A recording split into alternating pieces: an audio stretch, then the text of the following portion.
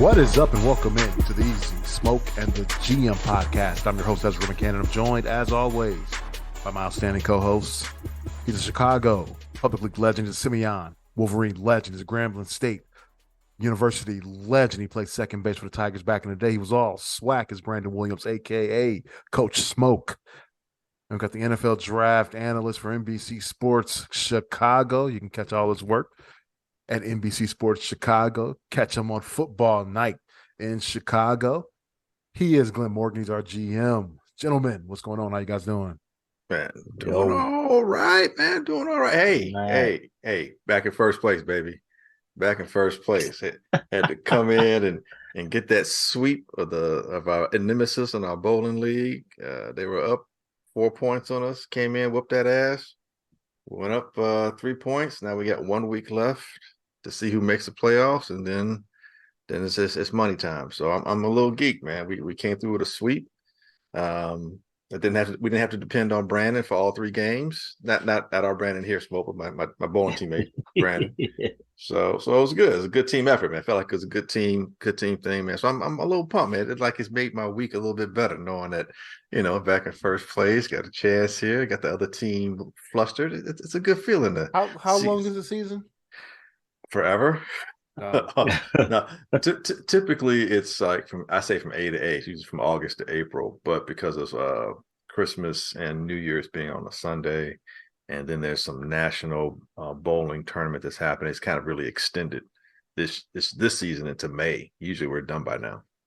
August to wow, that's a long time. Yeah, it's typically 30. I think it's 35 weeks or 38 weeks, something like that. I think 35 or 38 weeks. Okay. Yeah. All right. So that's I'm happy for you guys. Hopefully you guys can pull it off in the playoffs. We'll definitely gotta get there first. We'll be listening here. One more week. One more week. No. 1 week. Yeah, got to win at least 4 points. Got to get 4 out of 7. All right. Well, cool, man. Lots of stuff to talk about today, man. Well, we don't want to stay on the bowling. We want to go past that. Don't want to stay on. Unless we're talking about Pete Weber. No, we don't want to stay on bowling. NBA playoffs are going strong right now. Of course, the Bulls ended their season in a playoff Friday night against Miami, so we'll definitely talk about that. NFL drafts coming up. We're just over a week away from the NFL draft, so we'll get some thoughts on that, on what's going on with the beloved Bears. But let's start off with the news of the day today. Jalen Hurts signs an extension with the Philadelphia Eagles. It is a 4-year, 5-year, brother. 5-year, yeah, 5-year, $255 million deal. 179 million of that is guaranteed. I know Smoke, you got kids. Glenn, you got a younger grandson, right? Yeah, yes, sir. You guys need to get them in the backyard or your front yard or your alley and start letting them learn how to throw a ball, because my God, that's a lot of money, man. That's a lot of money, bro. That's generational money. That's literally a lot of money, man. $179 million guaranteed to throw a football. That's incredible. But like 110 at signing. 110 is due at signing. Yes. Just stop there. What do you buy with that? Nothing. You just, I mean, what can't you buy? I mean, a small island. I mean, that's crazy. Like, how does that even look in your bank account? Like when you check your bank account. How does that even look? The wire comes in and man, I just know it's not in this country. It's in some bank offshore somewhere with several protection. What do you call those things? The kind of codes you can't break. I don't know. The code you can't break the code. It's like encrypted, seven encrypted code. Yes. About 5 different several encrypted codes that keep changing every 2 weeks. It's just, dude. That's and the crazy thing is, as phenomenal as that contract is, as much as he is maybe the highest average annually paid athlete, like it won't last. It still not as much as somebody else is gonna get on the next contract. Oh, absolutely. It's just crazy, man. So I think Rodgers held a record at just like a little bit over 50 million, like 50.3 or 4, something like that. And I think Jalen's like a straight 51 even. 51. So yeah, so that's that's crazy, man. Here's the crazy part, man. So when it comes to the cap, the next 4 years, this year he's only going to be he's only going to hit for 6.15 million. Right. Next year in 2024 season, it'll be 13.56 million. He's really not going to be a substantial hit until 2025 when it's only 21 about almost 22 million in 2025, and then it'll be 30 almost 32 million in 2026. That's when it really, you become a massive hit on the Eagles salary cap. But for the next couple of years, man, they're still paying a pretty fair salary to a quarterback, and they can do some other things to make a team that went to the Super Bowl this year even better. Yeah, not only that, but you mentioned the escalation in his salary, but that's also going to be parallel to the salary cap increasing as well. Exactly, yeah. So it's not going to be as devastating as if the cap stayed the same. Yeah, he's going to get a bigger piece of the pie, but that pie has gotten a little bit larger too. So yeah, man, the Eagles are in a great position to be like the Chiefs and have that sustainability to their organization. And draft well. If they continue to draft well, so you keep your costs down, develop your own guys, don't overspend in free agency. And then we're going to talk a little bit later on about compensatory picks. That's another viable way to continue restocking and retooling your organization by using compensatory picks as what I call NFL currency. So yeah, man, the Jalen thing I guess I want to say it's a team friendly and a player friendly contract. It's like we're going to talk about Lamar. It's like, okay, Lamar, I know you want what you want, and I know you deserve what you feel you deserve. I understand all that. At some point, you got to start asking yourself,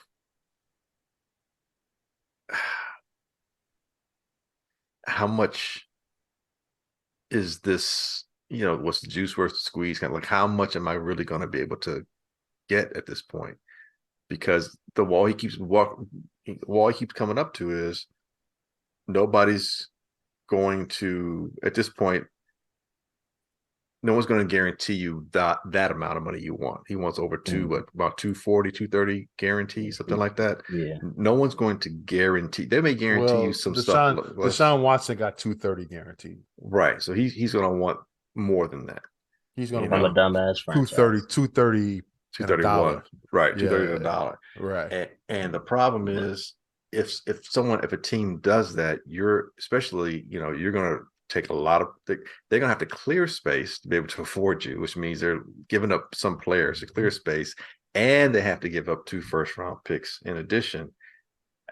I don't see where realistically, look, if I'm a GM, like, I love you, Lamar. I think you're a phenomenal talent. There's so many unique aspects to you, and I think the world is your oyster, and you've got nothing but a bright future ahead of you. Just not with our organization because we can't afford to have you. Exactly. Yeah. And so now it's like, do you end up, by you being Lamar, do you end up, kind of, I don't say force, but you have to relent, to recant, and kind of, sign this contract where you're not even getting like the top franchise tag money. You're getting like this lesser franchise tag money at like 32 something million, where I think that the top tier franchise, if they fit like whatever 44. Franchise 44, 45, right. Now granted, it's still a ton of money, but you got to get through another year and then see what happens. So, or what exactly are the Ravens offering you? Are they offering you, because I know they're offering some guarantees, they just didn't want to offer that amount of guarantees. From what I've heard, they offered him 133 at sign with the up to, like, I think 180 or something. I'm close to what you're. Yeah, I'm with you. It's like that's right what I heard. Like, what's the problem, bro? like that's maybe he's fighting for a cause right now. But the problem is, I'm sorry. Go ahead, Smoke. I was just gonna say a cause that I don't see him winning. And a cause, I don't know if I'm I'm just playing devil's advocate here. Right. Deshaun got 230, right? Yeah. Okay. Today, Jalen Hurts gets the 179 guaranteed. All right, so you have to figure. But let's back up. So Deshaun got the 230. Then Kyler got whatever he got. Then Russell got whatever he got. And now Jalen Hurts got what he get. Right. So it's been 3 quarterbacks that hasn't got what Deshaun has gotten. That kind of tells you what Deshaun got is some bullshit. They amongst the owners, I'll say. They wasn't in cahoots with that. Like the Browns did their own thing. It's an outlier in my opinion. Right, it is. So who are the players that are up next? Lamar's up next. Burrow, and Herbert. And wait, didn't they do Tua? Didn't they just they resign Tua? Didn't they? Didn't they resign him or something? Or they said they're going to resign. They picked up his option. Yeah. Right, they picked up his option. Right, Tua, so he's up as well. You can put Justin Fields in that category. The guys that are next up, because Fields is going to his third season. Well, don't forget, you forgot one guy, Daniel Jones, that he got re-upped as well. Oh, yeah, he got re-upped. He already got his though. Right, understood. I'm just saying in his when Smoke. I'm not worried about Daniel Jones. Daniel Jones his is done. All right, I'm saying, and I'm just playing devil's advocate here once again because that's what I do. Do you think those quarterbacks are a little upset that Jalen took this deal? Because I'm sure they want to see what Lamar can get and see how that plays out. Because then the Burrows, the Herberts, and those guys can get that fully guaranteed contract. I don't think so. I don't think so either. I don't think so. Why don't you think so? I just don't think they care. In that aspect, they're going to get the annual. They're going to jump Hurts annually, because if it was such a big deal, they would have all had a big problem with Pat Mahomes' deal. That's easily the worst deal of any other quarterbacks. It looks good to the face, but what was his? But his was what 10 years, like 480, right? Like, and we all know like the trajectory he on. He could be getting 5 years, 500. Like, it'd be worth it. You get what I'm saying?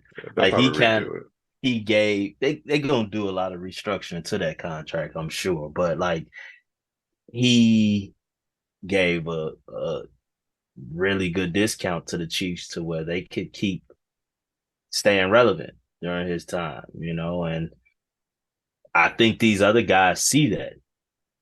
Herbert, I'm not too sure about. He might want to get paid. It's the Chargers, bro. But it's the Chargers. Burrow, I believe he wants to keep that talent around him, and he understands what it's going to take. What's that mean? It's the Chargers, and it's the Bengals. I'm saying the Chargers and Spanos and that family have been notorious for not wanting to pay people. Notorious, infamous. They have a history. And I mean, you think about it. You had Drew Brees. You had Phillip Rivers. Let Drew Brees go. They didn't pay Phillip. They had to have paid Phillip Rivers. He was there. But Phillips didn't ask for a whole bunch. Phillips wasn't. Phillips would give them those hometown discounts. Yeah, he said just give me enough for my trailer and for all my kids, and we're good. Think about Junior Seau. Think about Rodney Harris. I mean, a lot of guys. Think about there's a lot of people like Joey Bosa is good for now, but he might be someone that ends up walking. They've been notorious. Like they might pay one person, maybe two, but hell, dude, they fired their coach and he went 14-2. I mean, they're notorious. Yeah. And the Bengals have had in the historically, in their past, the Bengals also we're known to be extremely frugal, and that's me being generous. So I know it's a new NFL in a lot of ways, and there's other things, and the cap has risen, so on and so forth. But that quarterback is going to eat up a lot of that pie. But I'm with Smoke. I don't necessarily think that they're upset per se, because we don't know that Lamar's going to sign anything. If Lamar doesn't sign anything, him not signing doesn't help them at all. But at least Jalen gets them a better idea. Okay, so the floor has risen to this point. The floor has risen to this point. Yep. What Jalen has done is put the pressure on Lamar. He kind of has, yeah. I would think so. To make a decision. Like my thing is, Jalen wasn't a first round pick. You don't have a 5th-year option. Right. Like, so and he only did this for 1 year.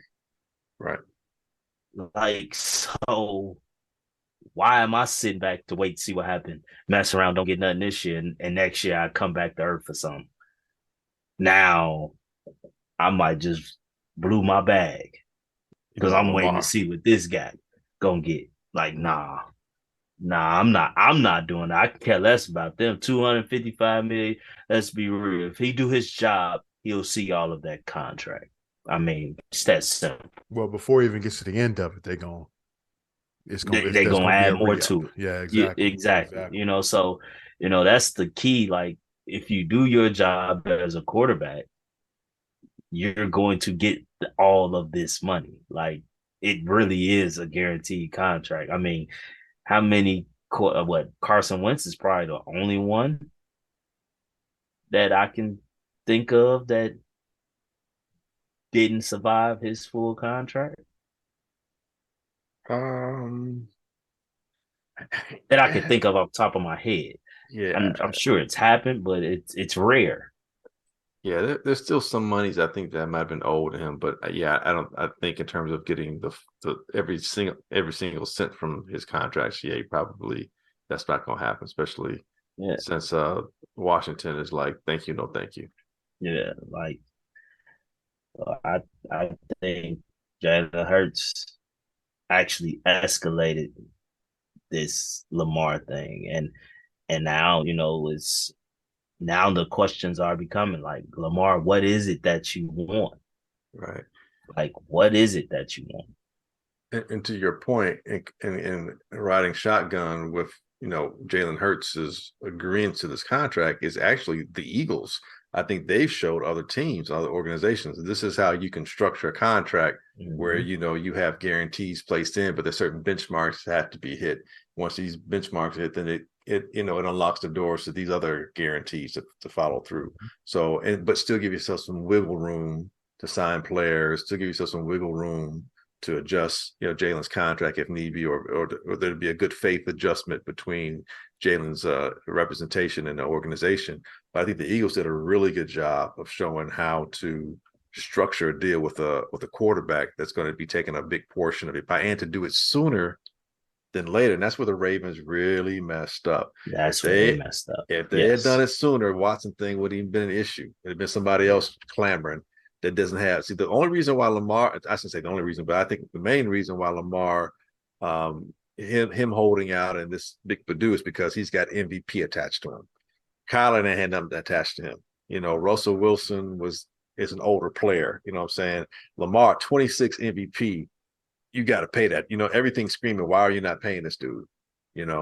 But if the Ravens had taken care of business a year and a half ago, this wouldn't be even an issue. And the Deshaun Watson thing would be somebody else's headache. If it would be a headache at all, it might even look more like an outlier, than it already did. Yeah. So yeah, man, I think Lamar, and I don't know if him not having an agent, I don't know how much is affecting. You keep hearing how much that's affecting, things being done or coming to some resolution. I don't know if that's the case or not. Because Lamar's still going to tell his agent what he wants. I mean, the agent works for Lamar, not the other way around. Right.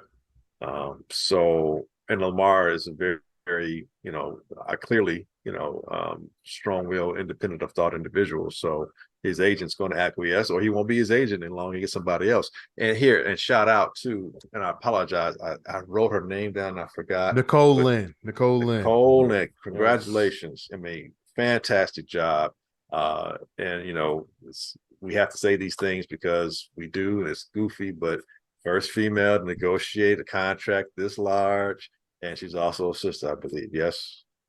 Yep.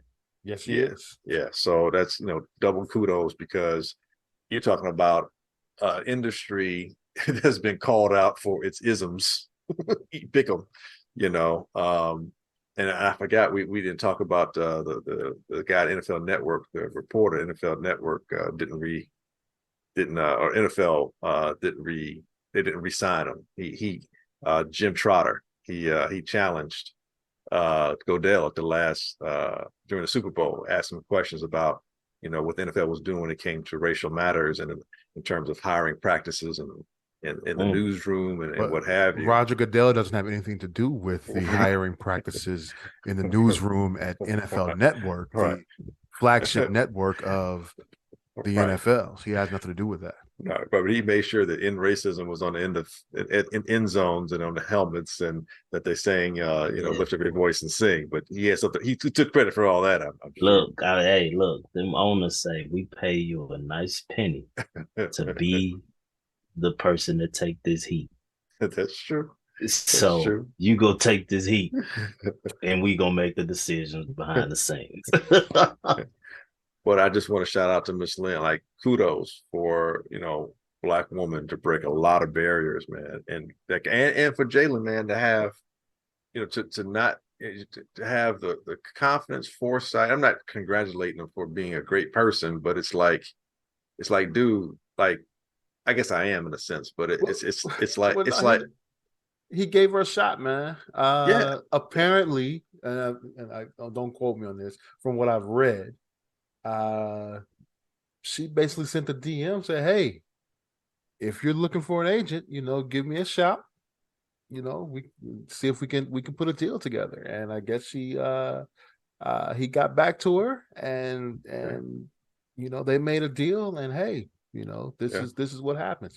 Other notable clients that she has right now: Myles Garrett, Evan Neal, Ed Ingram, guard from the Vikings, Malik Jefferson from the Cowboys, Marvin Wilson from the Eagles, and she has in this year's draft Bijan Robinson from Texas, and the one and only Will Anderson. Yeah, she becoming a power player. Those are some top tier, and she's with Clutch, right? Yeah, she's she's actually the president of football. What do they call it? What's her actual position? Let me not get that right. Oh, I was right. President of football, responsible for leading their football division at large. So but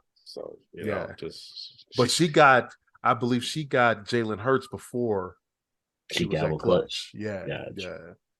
So just a matter of time before she has her own agency. Absolutely.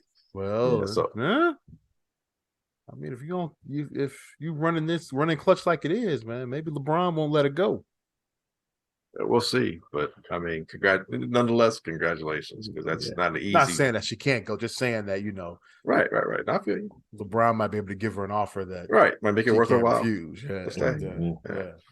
So but just congratulations to her for breaking through several glass, walls, ceilings, rooms, all that stuff. So, I mean, again, Jalen Hurts, and Nicole Lynn, you said that's her name? Yeah. Nicole Lynn, Jalen Hurts, and the Eagles organization, congratulations on what you've accomplished to this point. And the NFL, and going forward, giving some kind of foothold to where it can start to make sense to everybody else that's watching, like us as fans. Like, okay, we can kind of understand now, where some of these parameters are. Whereas before, it just seemed like, what's going on here? Like, I don't understand Kyler's, what's his contract and what's Russell's contract, and and what's going on with Aaron Rodgers and all this other stuff. So now you're gonna start seeing stuff structured similarly to this, I think, going forward. Well, the blueprint has been written for one Justin Fields. If I'm not, this was Jalen Hurts' third season, right? Yes, third season. We're coming up on Justin Fields' third season. Yeah, but we're not. What are Justin our will they will expectations? pick up his 5th-year option before they give him the extension. What if he has a ridiculous year this year though? I mean, if we get to the Super Bowl, win it. That's the only way. That's So thinking if way. wait. So if the Bears get to the divisional playoffs, let's just let's say they win the division, they get to the divisional playoffs. He's not getting an extension after the third season. No. Well, I mean, will it be smart? Maybe. Yeah, I'm saying. It may be smart if he has a breakout year. It may be smart because Why would you at wait? surface level, if they wait and he continue to go up, Yeah, I'm saying. it could get tragic. That's why I'm saying So yes, the blueprint is written. The but blueprint's written. I don't see it happening. Me either. Even I don't see it happen. I don't see him having Based on much what? of a that. Yeah. I don't see him having that much of an increased season. I see him having a better season, but it's going to be a progressive season. It's not going to be him taking leaps and bounds like us doing what the Eagles did. I don't see that. No, it's no way. Maybe we do what the Giants did. Okay, here we go. Jalen Hurts I can stats see that this season. All right. 22 plus 100 yards, 17 touchdowns, 11 receptions from last year. And he looking up Hurts. I'm going to Hurts season. No, Hurts. I think Hurts had, didn't he like 3,800? Hurts, 3,701 yards, 22 touchdowns, 6 INTs. He had a completion percentage of 66.5% and a QB rating of 101.6 for the season. Yeah, I think that's not gaudy numbers. No. I think he can that's do doable. That. But that's not why. But the team Jalen success has to The team success has to match. Plus, keep in mind he missed 2 or 3 games because of the injury, so those numbers might have been a little bit higher. But yeah, I think it's now, and it's not just everybody focuses on the numbers, which are important. I get it, but there's so much more of a nuance to being a quarterback than just your numbers. It's you as a leader, how you handle adversity, how the team operates under your direction, and how you're able to navigate through certain situations that make you more than just a passer or more than just an athlete, a quarterback. And Jalen brings all those intangibles along with the production this year. And he's so young, and you've seen an increase each year in Jalen's in his acumen as a passer and his ability as a leader and producer on the field, that if he keeps every year, he keeps getting better, and he's like 25, 26 now, if he's even that old. So you're like, yeah, let's lock him in. So I think you're paying him not just for what you saw in an increase, but where you think he's going to be. You're paying for a trajectory at this point. Mm-hmm. And I look at it, you have a very talented roster. Exactly. So it's fair to assume that this production should continue. Mm-hmm. Justin can have a really good season, and the Bears could still only win 4 or 5 games. Like that's that's the type of we made some pieces, but we don't fully know how this team is going to come together. Or the Bears could have a really good season and win 10 games. Stop. Make the playoffs. Yes, and then you're going to say you're just going to give him his 5th-year option at that point? Nah. Well, it all depends on how that happens. I mean, you're just talking. You're reaching a finale in terms of wins and maybe statistical numbers, but how that journey plays itself out, how that narrative is spoken and articulated is what's going to determine how much money he receives, or if they pick up his option and so forth. It's not just going to be because of one thing or this thing. It's going to be because of several factors. And I think Poles is astute enough to consider all those variables.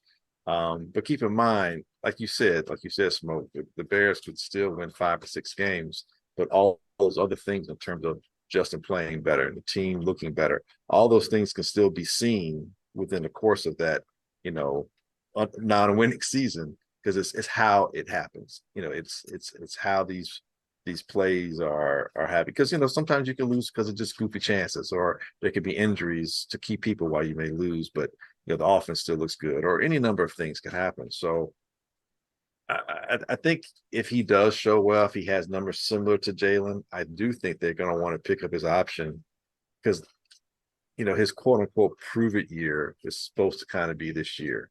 Like, he did enough for them to say, okay, we're going to build around you.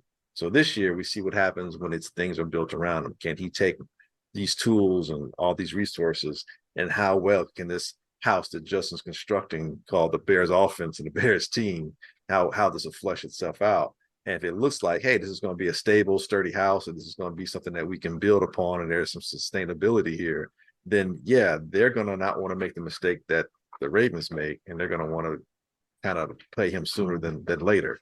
But again, that's a lot of ifs. And to your point as well, Smoke, the Eagles winning, as much as it had to do with Jalen, had to do with the composition of that team too. He had a great offensive line. He had great receivers. He had a good running back crew, really strong defense. Everything else is in place. They just needed to know if they had a quarterback, and they found that out last year. Also, on the other hand, we don't know what the hell we have. Shit, we know it looks better on paper right now than it did last year, but all this still has to gel. These new resources that we're getting, these new parts that we're getting to this team with the free agents, and then eventually with the draft picks, as this is being constructed, it's still going to take time to gel. I mean, keep in mind, our offensive coordinator is only going into his second year as being an offensive coordinator.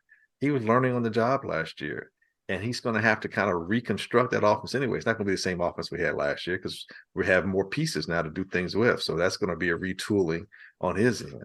The defense, yes, I think Eberflus is a sound defensive coordinator, and his principles are sound, and his defensive coordinator and he will work together, but they got new players they got to incorporate. We still don't even know what our defensive line looks like. It's a lot to put together. And then on top of all that, aside from just having people have their health, because we need to make sure we have depth, there's a schedule to consider. Don't forget, although the Bears have a fifth place or last place schedule, they still got to play the AFC West this year. So that's the Chiefs, That's Chargers. Not that tough. It's not tough.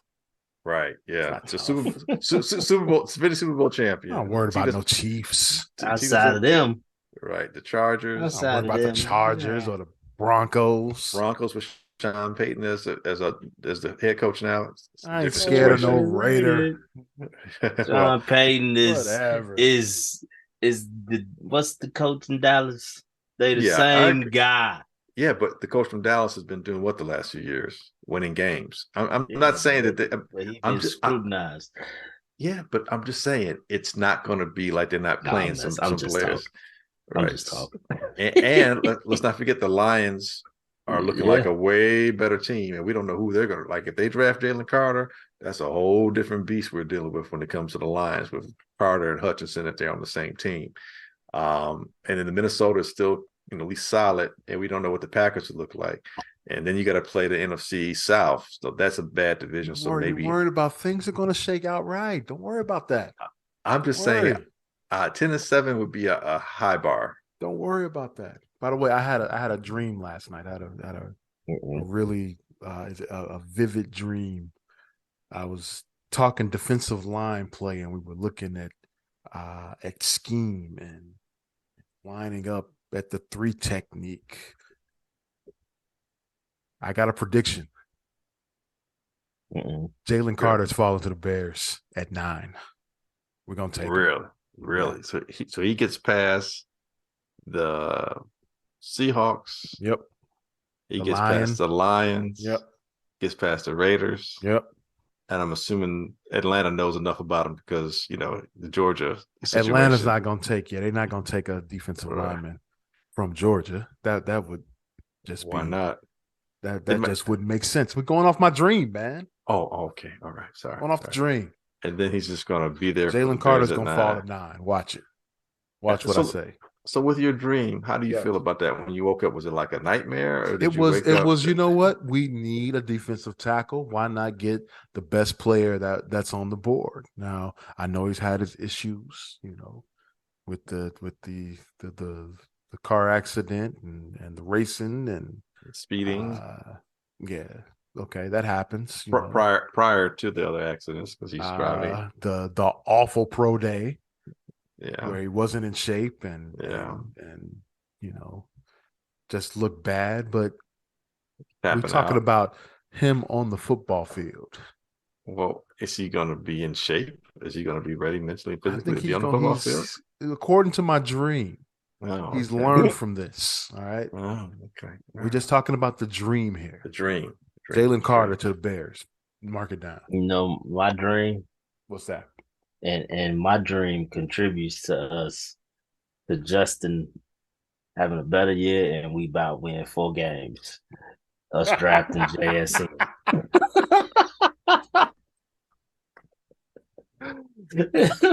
Us drafting JSN. Messing up my good dream, man. Definitely speaks to Justin having the type of year you think of, but us winning the type of games I think of. Justin throw for 4,000 and we win 5 games. Because our defense ain't shit, and he still gotta just make stuff happen. Because all you gotta do is score 30 points a game. That's it. 30 points. Shit, we did that for a month and won none of them. None of them. Yeah, you're right. You're right. Glenn, you're the GM, man. Tell me what's going on, man. What are the Bears thinking? What are we? 13 days away from the draft, or no, less than that. No, less than that. 10 days. 10 27. Days, yeah. Dude, they're thinking we can do whatever we want to do right now, and they're thinking we'll see what happens above us, and that will determine whether or not we decide to trade down. Because at 9, you can sit there. At 9, no one's racing up to get to your spot. And granted, it's a top 10 spot, but at 9 is what we want at 9. If I'm another team, is what we want at 9. Is that something that we can't just wait for at 10, 11, 12, 13, 14, 15, 16? And if we moving up, how much do I really want to give you to move up to 9 if I can wait for something that might be very similar to who I might not be able to get at 9 if the depth of player similar is there at 15, 16, 17. However, when draft day happens, a lot of things, people get desirous and people get nervous and people want to make things happen, and they get concerned that, okay, let me make a move. And I think that's what the Bears will have to kind of depend on if they're going to trade down. So if the Bears stand pat, they can go any number of ways. Offensive line, edge rusher, they could go cornerback, they can go wide receiver. They can even go interior defensive lineman if they so choose. So they really can pick anything, and whatever of those positions I mentioned, they'll be there and available for even running back, which I don't agree that they'll do or think. That should be the last thing to think about. That should be the last thing to think about. But, because they're there, they can maybe scare the Cowboys, who might be like, hey, we thought BJ's going to, Bijan would be there for us. Or Buffalo might be like, Dallas might go up. Or I don't know if the Bears, somebody might get a little nervous if they really want Bijan Robinson and they want to take him at 9, and the Bears have to count on that. So basically, if I'm the GM, it's going to be hour to hour on draft day. Now, if I end up staying at 9 and Tyree Wilson falls to me, I take him. If he's already gone, if Jalen Carter's there, I have to seriously consider possibly taking him there. I don't think he's a bad person. I just think his decision making is problematic, has been problematic. I think there's some narcissistic immaturity there. But he is the talent. And if you're able to keep him focused and whatnot, he can definitely make a difference. And that's the kind of person you want in terms of athlete there when he's playing his best. But that's the question, right? But if he's gone, just be easy. No. But I honestly think he'll be gone. In which case, like I said, if Tyree Wilson's there, I take him. If the cornerbacks, either Christian Gonzalez or Devin Witherspoon are there, I don't take them because there's so many cornerbacks in this draft. There really are. They can get a really good cornerback in the 2nd or 3rd round. But I would focus, like I've said time and time again, Paris Johnson. If he's there and available, I would seriously consider taking him at 9. If someone offers me something and I can drop down to 13, 14, then Broderick Jones becomes the other guy I would like to take. So I'm thinking offensive line. Nolan Smith is someone that intrigues me as well, too. Who is your? Let me ask you that. I don't want you to give the pick until next week. Sure, I want your definitive answer on what the pick is going to be next week. Who is your top 4 that you think will be available at 9 that the Bears if we stay at take 9? if they stay at 9? Okay, fair enough. Thank you. Yeah, because I'll keep rambling about all the different opportunities we have to take a player. Paris Johnson, Nolan Smith. I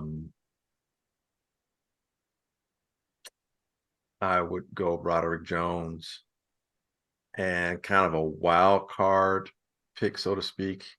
I would go Smith and Jigba. Yes, the dream lives.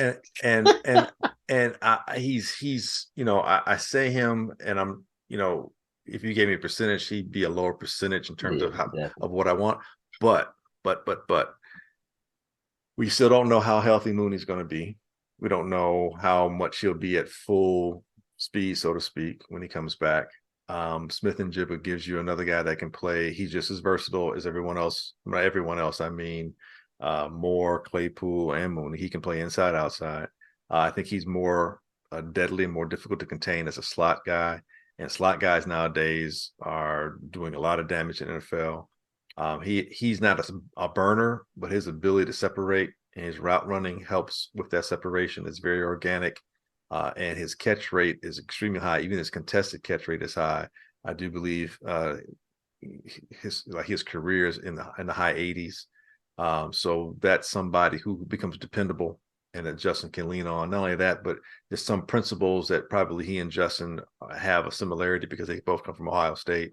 Although I don't necessarily believe Justin passed to him, but there's a certain synergy there that they would have that they could probably, reach a lot quicker than he would with maybe somebody else from a different program, so to speak. So there's a lot of upside to him, and he's not a small slot guy. He's kind of, he's solidly built. And we've seen him in college when he is healthy, that he can be a volume pass receiver. So he's the kind of guy that can catch 7, 8, 9, 10, take 12, 13, 14 targets in a game, and when hot can produce. So there's a lot of upside to him. But he's kind of a wild card for me because there's a lot of receivers. You don't think the re-signing of Dante Pettis has takes away from them making that pick? No, I think it's a body so that when training camp is done, that's hit somebody else doesn't have to take. You brought up Paris Johnson. You brought up Broderick Jones. What's the difference you think in those 2 guys? I think Broderick's, like I joked earlier, to kind of misquote Michael Jordan, like Broderick's ceiling has no roof. The ceiling is the roof. Broderick's case, his ceiling has no roof. He is an athletic marvel, and it's like watching a power forward play football. His agility, athleticism, and he's not refined with his technique yet. He still doesn't know what he's doing, so to speak, and he's still dominating in the SEC. He's not getting beat. You're not hearing of anyone, making sacks on the quarterback from his side. He's able to block all the edge rushers that the SEC guys have been able to produce. And he's still growing in his understanding of the game. And athletically, he still hasn't reached his peak yet. There's still a bit more that can happen on his frame, into his musculature and his strength and what have you. So he is ridiculously gifted, talented, and I think he has the potential to be one of the more renowned left tackles as his career progresses. Paris Johnson, on the other hand, I think his floor is extremely solid right now. He has a better floor at this point.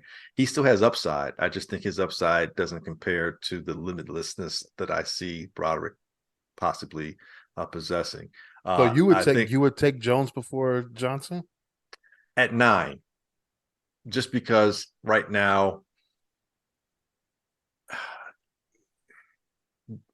there's less question about how soon he'll be able to be effective. I'd rather trade down, but at 9, I struggle a little bit taking Broderick. I'll be okay with it, it's just, I think Parrish right now, he's a bit more refined with his skill and technique. He has more experience. I think he's ready to play, right now. I think you put Broderick there, but I don't know how ready he is to play just yet. And Parrish has some great measurables too. It's not like he's a small guy or anything. He's got length in his arms. He's strong. He's just as agile. He's extremely intelligent. He's played in some high, volume games. I mean, they played against Georgia and they scored 40 points on them in a playoff game. And I think Parrish did a fantastic job against Georgia, who was known as the most, effective defense last year, one of the more effective defenses last year. So I don't think you really lose much with either one of them. Maybe I'm going with Ohio State synergy to some degree, but I think Parrish right now, I think he's better. I'd say Parrish's first 16 to 32 games would be better than Broderick's. I think Broderick's 24th game for the rest of his career will be higher than Parrish's. But again, that's a lot of potential. All right. 10 days to go. 10 days to go. So we'll get your you got a mock draft coming up, right? Don't want to spoil that. But... No. The last next week will be the last mock before before the draft. Yeah. But speaking of drafts, there's this little funny thing that the NFL allows called compensatory picks. And what is a compensatory pick? As the word would indicate, you're being compensated for a loss.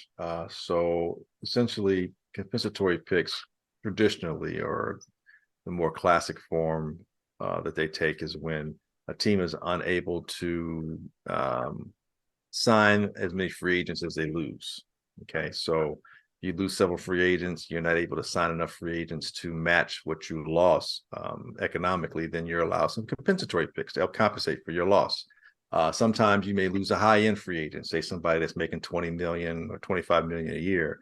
You're like, hey, I can't afford that.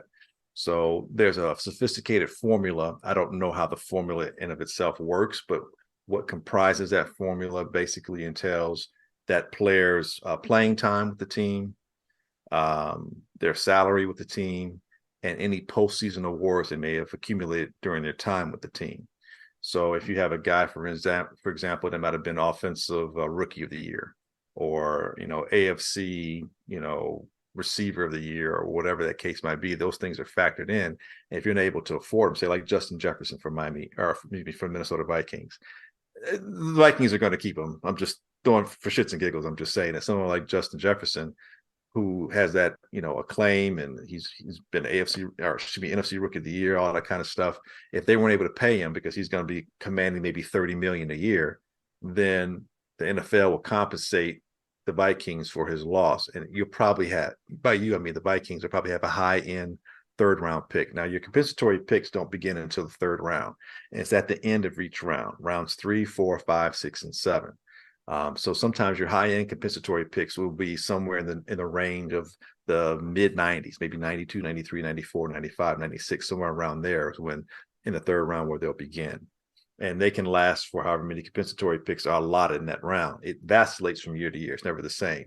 In 2020, I think there were 32 compensatory picks overall. 2021, there was 37. And last year, there was 39. Coming into this year, there'll be 37. So like I said, the number moves up and down, but I don't think you'll have anything less than 35 from here on out. Now, that's just one form of a compensation. And when it comes to that traditional form of compensatory picks, you're maxed out at 4 in a given year. You can't have more than 4 in terms of the free agents that you lose in the given year, compensation wise. Now, the other form of compensatory picks was established around one other thing too. Before 2017, you could not trade your compensatory picks. Since 2017, now they are part of a package you can use. If you want to trade with them, you can't trade. You can trade your compensatory picks as of 2017. Now, in 2020, the NFL found another way to award teams compensatory picks, and this is based off of if you're minority personnel, exactly. If it's either from your coaching staff or front office. If those individuals leave your organization or promoted to a different organization, then you're awarded a compensatory pick. And here's a great thing about that is that it's going to be a third round pick, and you have it for consecutive years. Now, when that individual leaves your organization, you don't receive the compensatory pick that year. It begins the following year, but you have it for consecutive years. Now, if 2 or so individuals like that leave your organization in the same year, then you have 3 consecutive years of having those compensatory picks, back to back to back compensatory picks in the third round. So, for example, how does that work? Let's give you a real life example. The 49ers this year coming into after the Super Bowl was played, the 49ers coming into the draft, so to speak, only have 4 picks, and their first pick wasn't going to be until the 5th round. I think it was like pick 155. Now, several weeks before the draft, after the compensatory picks have been awarded to them and allotted to them, how many picks do you think the 49ers have total now? Just give me a wild number. They had 4. 7. Well, I was going to say 7. Those would be great numbers, and you'd be like, "Hey, that's cool. That's what you would normally have if you didn't give away any of your picks, right? 7, 8, 9. They have 11. Wow. They have 11 picks. They went from I know 4. McDaniel. You can't count. Yeah, McDaniel. You count McDaniel for this year. Yes, you couldn't count him last year, but you count him for this year, right? And this is Salah's second year. That's added to it. DeMeco Ryans doesn't begin until next year. Right. Okay.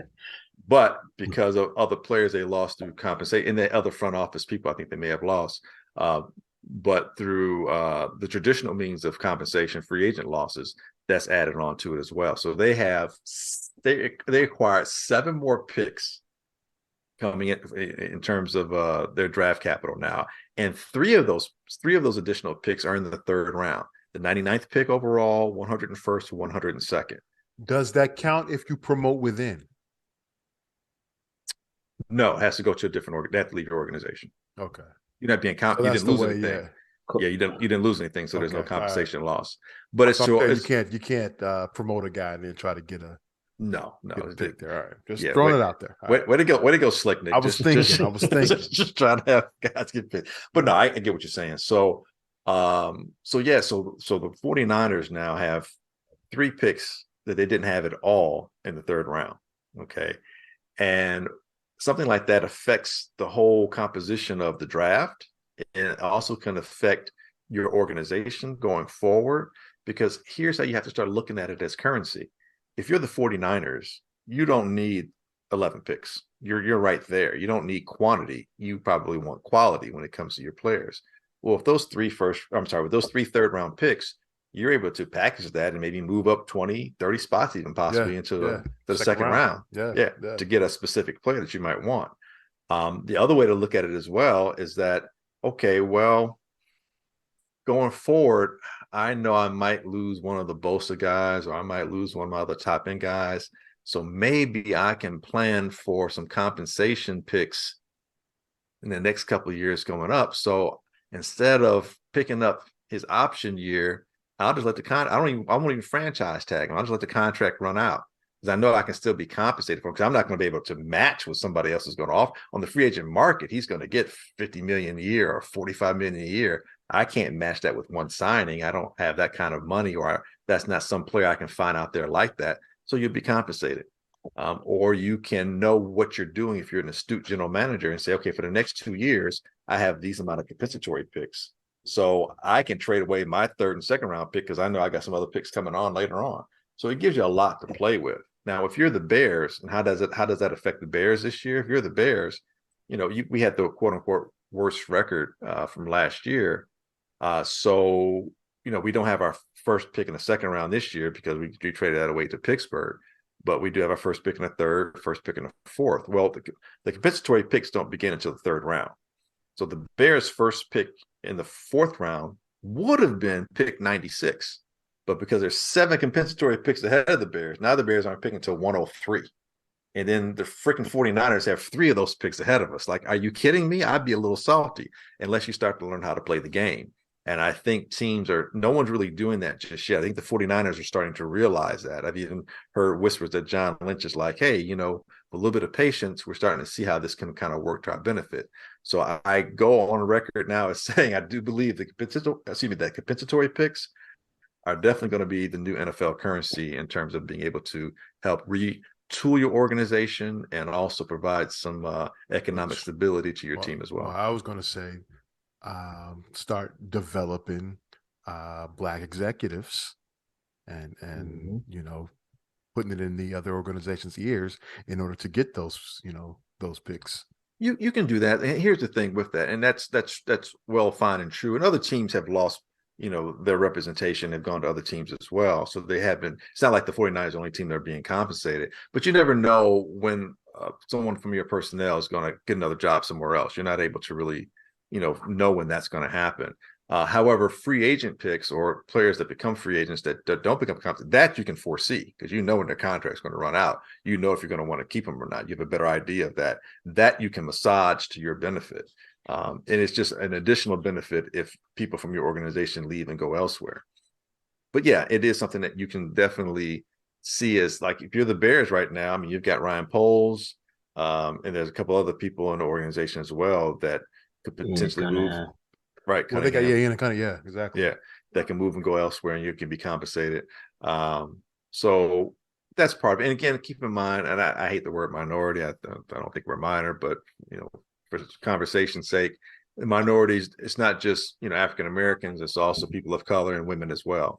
So you look at the Tampa Bay Buccaneers organization, several women in their organization, and they've had a number of African Americans in the organization. Even the Washington Commanders, as besieged as they've been and as bad as they've been, as an organization, there are several. There's like 5 to 6 or 7 different, people in their organization who are African American or people of color who may be employed elsewhere. And the Chiefs are another team that's benefited from losing personnel. I mean, we have Ryan Poles. The Chiefs are benefiting from that still.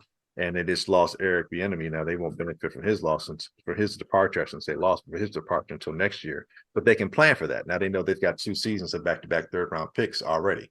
Wait, does that count that he went to Washington in a lateral move? Is that? It's not a lateral move. He's offensive coordinator. Yeah,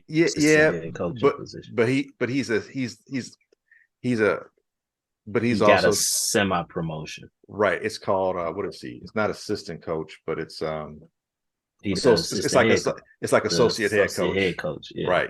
Right. So it's not completely allowed to move. There's still a bit of a promotion to it, and that's kind of how you angle that a little bit. So yes, they'll still be compensated for that. It won't begin until 2024 and 2025, but they know they'll have 2 third-round picks, or they'll have 2 third-round picks back-to-back years. Or sorry, a third-round pick in back-to-back years. Let me say that correctly. So yeah, man, it's the new currency in NFL because it can really help you. It can really help you out.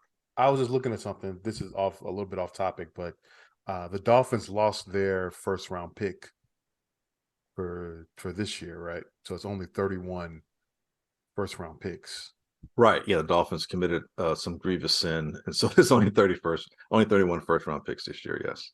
So whoever's drafted 32nd, are they going to when their contract comes up, are they going to try to vie for a first-round money or no? Because the first round ends when the Chiefs take their last pick.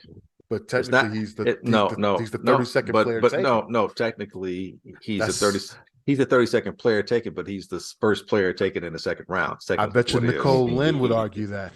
You can argue it all you want, but the first round ends when the Chiefs take their last pick. Now, to your point, who has the first pick to the second round? It would have Pittsburgh. Would have been the Bears, but yeah, it's Pittsburgh's pick. But the Bears traded to get Claypool. Right. But here's an interesting thing, kind of to your point.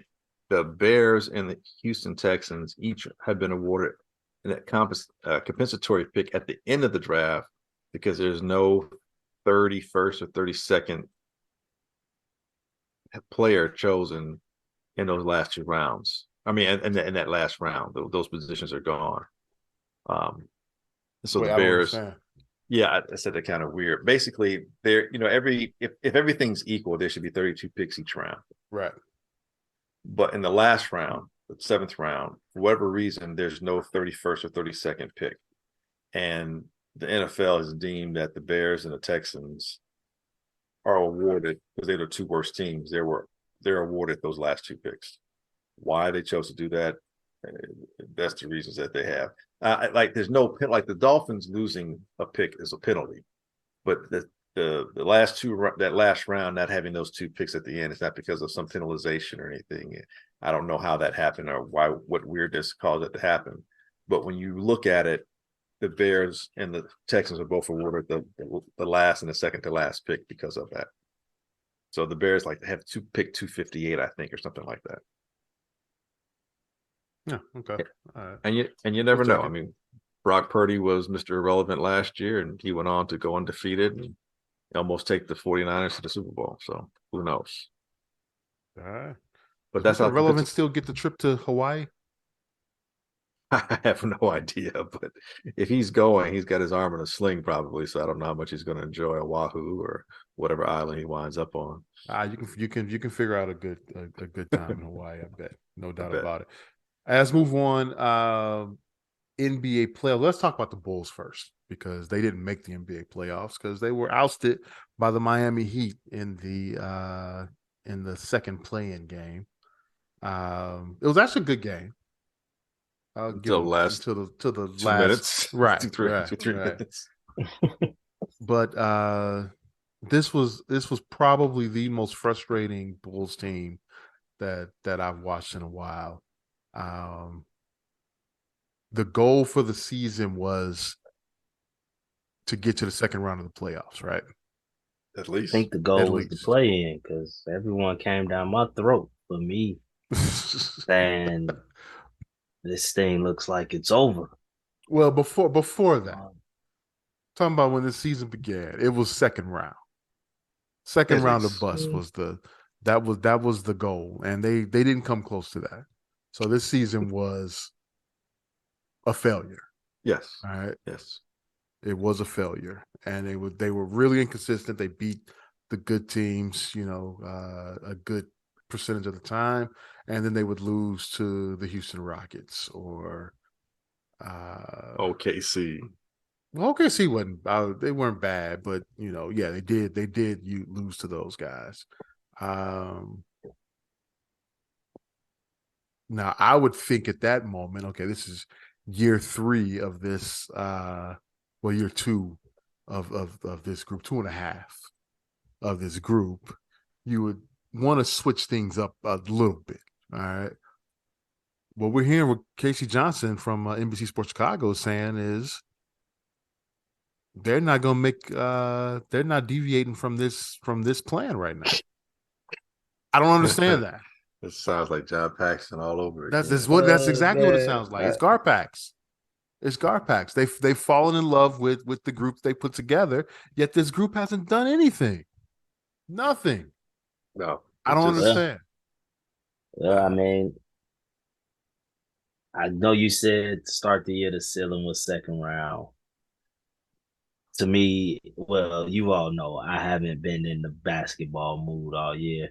And with the lack of movement the Bulls did,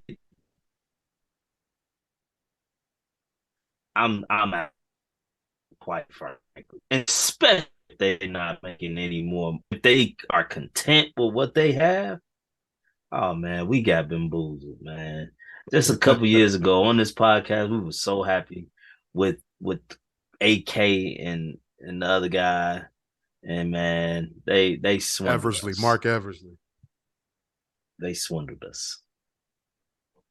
Well, yeah, it's maybe. Let me ask you this: that making change, is that like to the main people, or they're not making changes because they're going to be some. They're going to be obviously.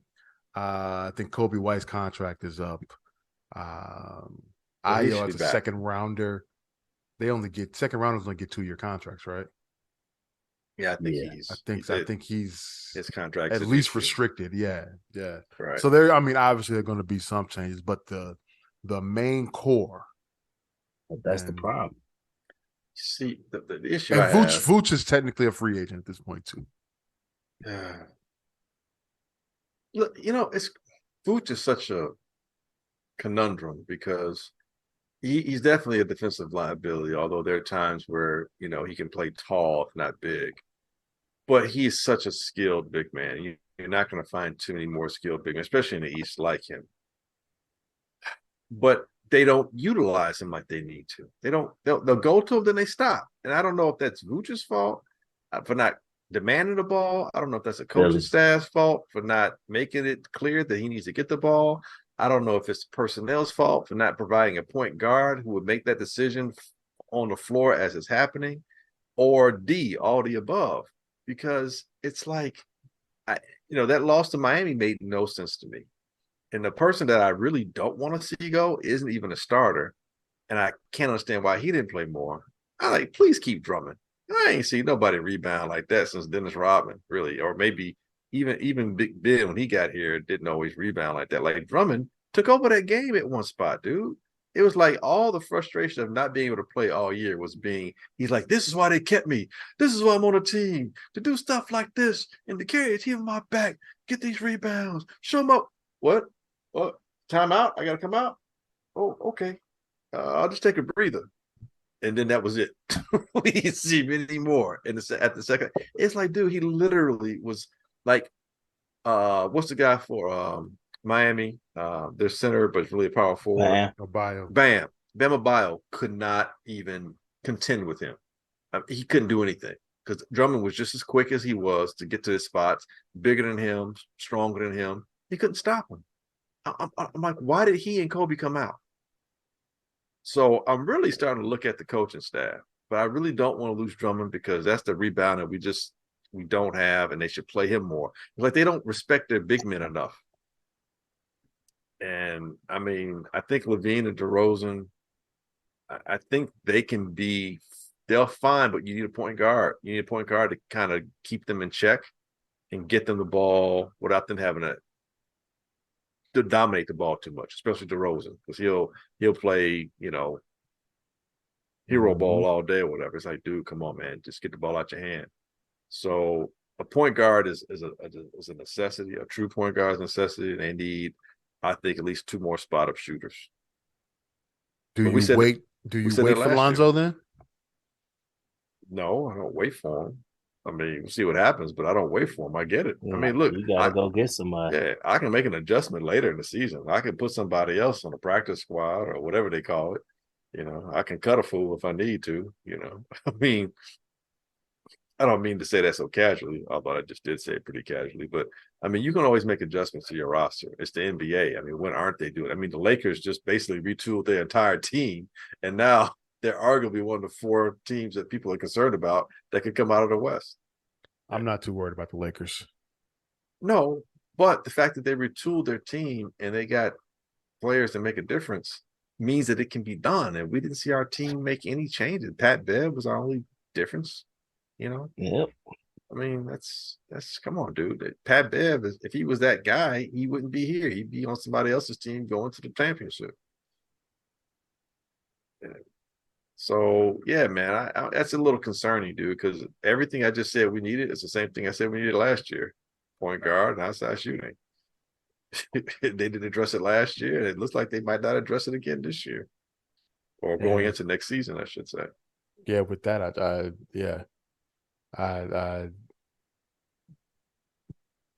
it's mine, but could it be coming from upstairs?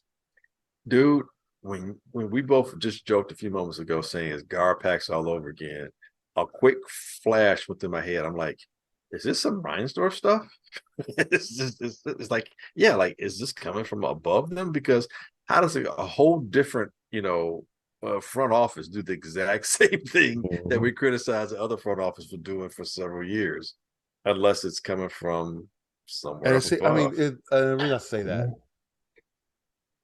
it seems like when Karnisovas took over, there was so much action going on, movement. Right. And then that just stopped. So is that a money thing? Stopped. They said, all right, it looks like these are the players and this is it. I think when they showed us their true colors, we didn't take them for what it was. We wanted to give them a chance. They showed us their true colors when they drafted Patrick Williams. I'm sorry. They showed us that. I know, but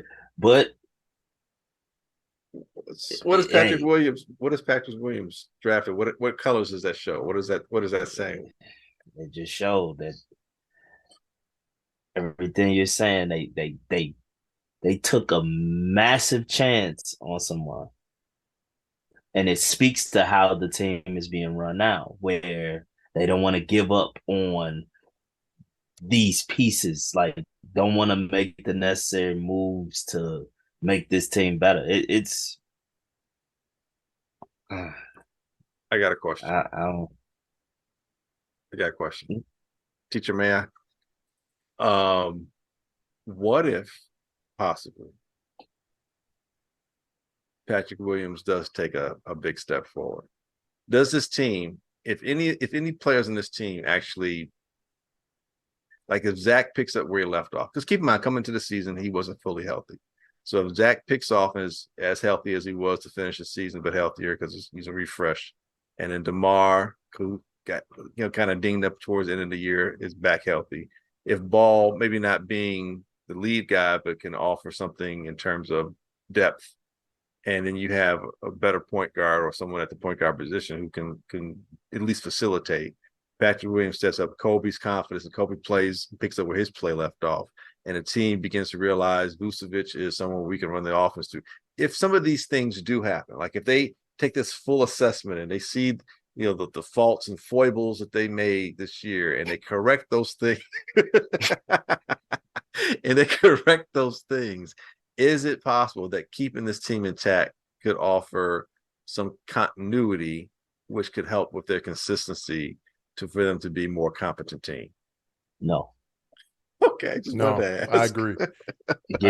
I'll tell you one person that needs to go and needs to go now. Billy Donovan. Well, that makes two.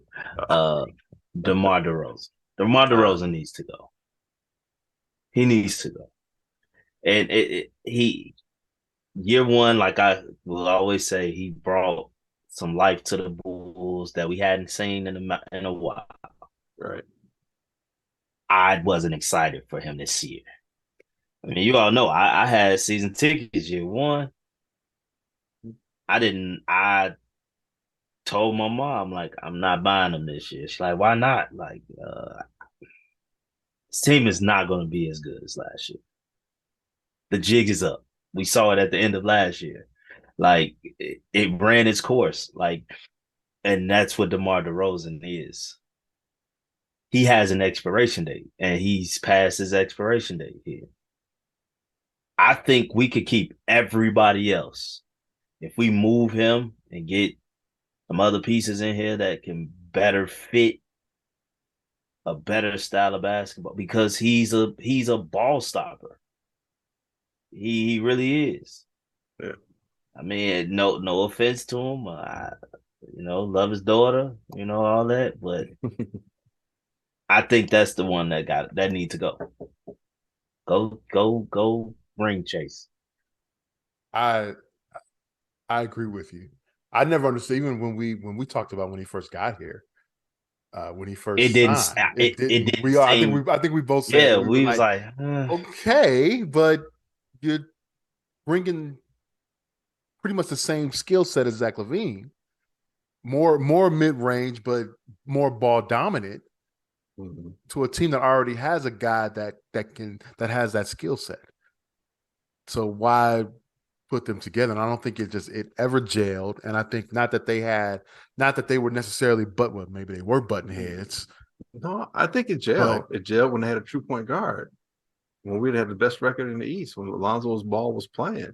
Once he went down, that gel got squishy. But like I say, with Lonzo though, it wasn't his ball control it was his defense that made life easy. Defense because of our transition scoring. He was knocking down the open three. And that's another thing, because we don't have a true shooter either outside of Kobe. Right. I agree with you. But keep in mind, Lonzo helped everyone else kind of stay in their role too. Without Lonzo, there was no true point guard, and you had ball dominant guys bringing the ball up to court, slowing everything down. At least Lonzo would push the ball. Lonzo could push it up court Alonzo, we know, and again, the Bulls were still learning each other, but Alonzo is a true point guard. He would be able to facilitate, get the ball into the right people's hands, get them in their spaces. The spacing was better when they had Lonzo. Lonzo going down, the defensive continuity broke down, the spacing broke down, the leadership in terms of who's going to bring the ball up when teams would pressure you, pressure the ball handler. DeMar and Zach could be pressured into turnovers that teams wouldn't pressure Lonzo necessarily the same way. And if they did, he could still kick it to the other guys. It just, him not being there made a big difference because, they were like one of the best teams. They had the best record in the NBA by several games. Him going down and that stuff, I guess, what was the fifth they fell down to or sixth or whatever it was, last year. Him not being there has still made a difference. And it's even glaring now because we're still deficient at the point guard position. No one has filled that role. Pat Bev did a okay job for a period, but like you said, his expiration date was quicker than DeMar's. Well, which goes back to my question: what do you do about that position if you're not waiting for Lonzo, who, by the way, is worth what, $20 million on the cap next season? I'm trying to see if he can get healthy, but I'm not waiting. I didn't wait. Not going to wait for him this year either. You just need to get you a point guard. You need to address that position and get you a point guard. But you're talking about the possibility of man, luxury tax. Who did the Lakers just pick up? That's why you moved DeRozan. You moved DeRozan if you need to. But who did the Lakers just pick up? What's the kid's name? It was D'Angelo Russell. Well, the other guy who's backing him up a little bit, who does a lot of ball handling duties. Schroeder. No, not him. Caucasian guy. Austin Reeves? He was there last year. Okay, well, I didn't notice him until this year. but Dennis Schroeder, you can pick up somebody, is what I'm saying. It's somebody you can pick up. He doesn't have to be a superstar. I just need him to be, what's Mike Conley going for these days? I don't need him to be a superstar. I just need him to be a point guard. Just be a point guard. I got 3 Pro Bowls. I got 3 All-Stars on my team. 3 guys that have been to multiple All-Star games: DeRozan, Levine, and Vooch. We definitely could have went and grabbed Schroeder. They probably would have gave him when he was available. Yeah. There are people out there. There's some European or some guy from a different country out there that can play point guard. Doesn't have to be a superstar. That is a factor because, and I'm not even going to count Pat Bev in this because he was a buyout pickup. But like Caruso, no offense, America, but we got the one white boy that can't shoot. Well, he can't shoot. He's inconsistent. He can't shoot. GM, he can't shoot. He's athletic. The one. He's athletic, but like we got the one that can't shoot. He brings energy though.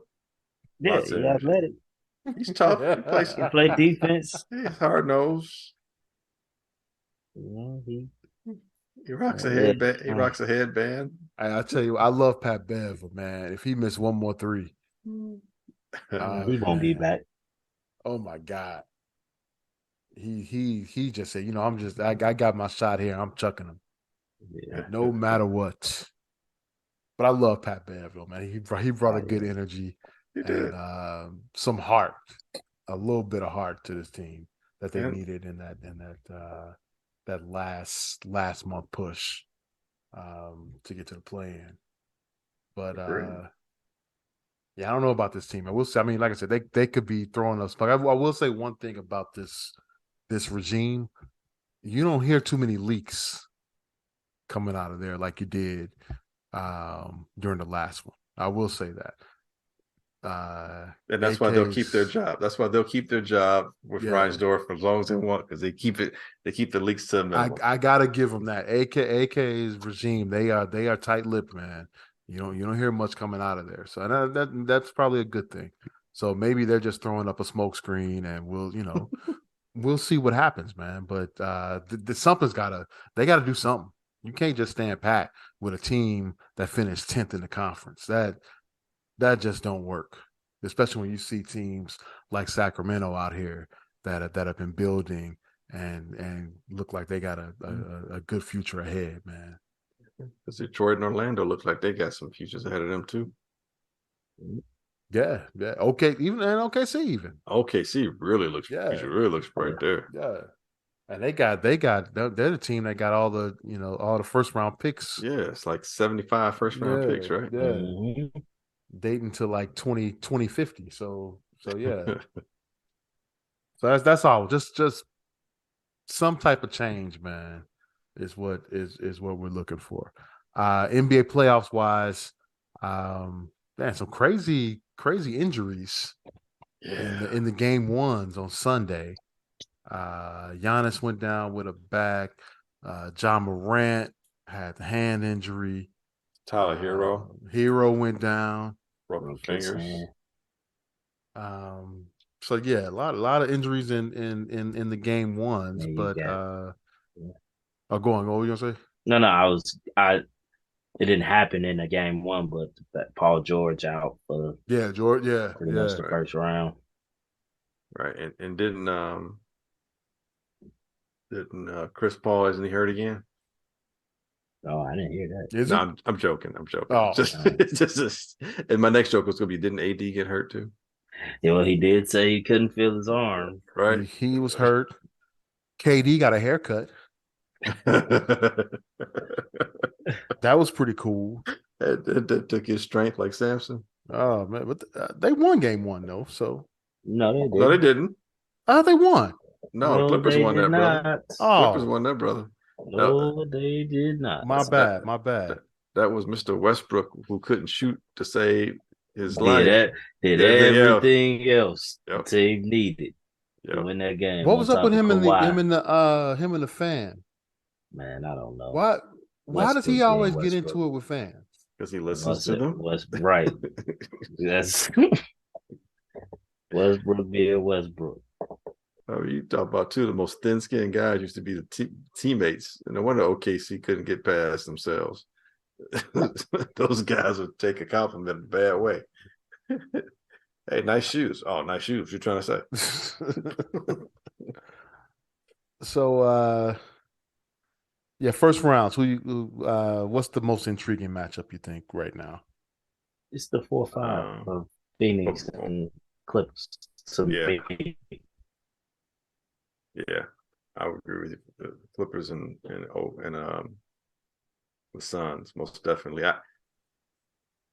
With however bad Giannis is, makes the 1-8 between the Heat and Milwaukee interesting now, because I think without Hero being out, kind of. Yeah, but the one dude's gonna have to step up that's been on the bench all this time. They've been paying like $1 gazillion to. But I think Giannis plays. I think he will come back and play. Yeah, he's Wolverine. That's why I think the Hero injury helps Milwaukee a bit. Who's it could be still intriguing. Who's the cat that's been on the bench that they paid all their money to?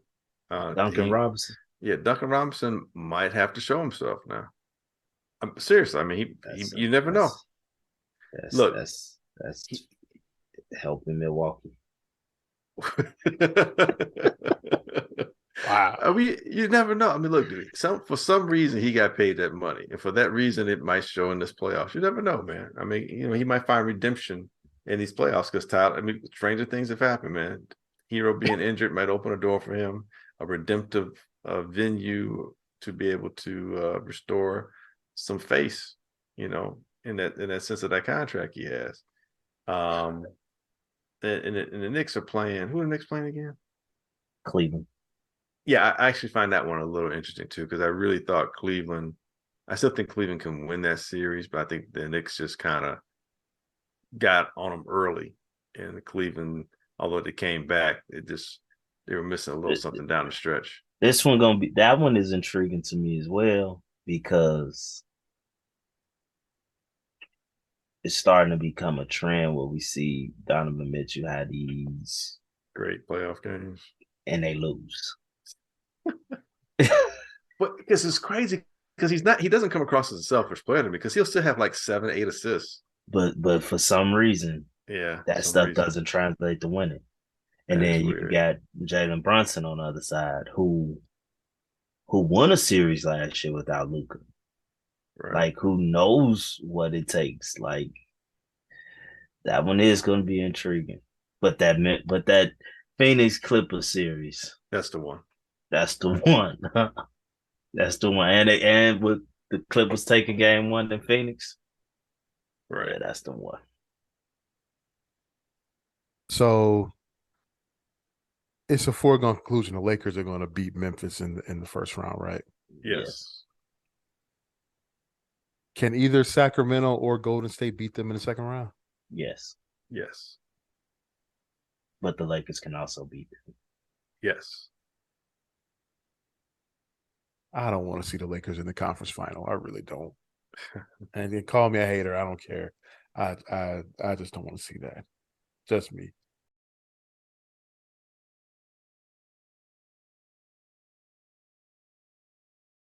That's going to do it for this week's edition of the Easy Smoke and the GM podcast. I want to thank everyone for listening. Greatly appreciate it. You can catch our podcast on Apple Podcasts, Google, Stitcher, Spotify, iHeartRadio, or wherever you find your favorite podcast. You can also catch us at hp53productions.com. There you'll find a link to our podcast, as well as the Super Duper podcast hosted by Rob Griggs and the Father Good podcast hosted by Marshall Givens and Kenny Stevenson. Yo, Glenn. Yep. Please take us out. Hey, it's like we always say, we ain't saying we're right. We just don't think we're wrong. We'll catch you next week.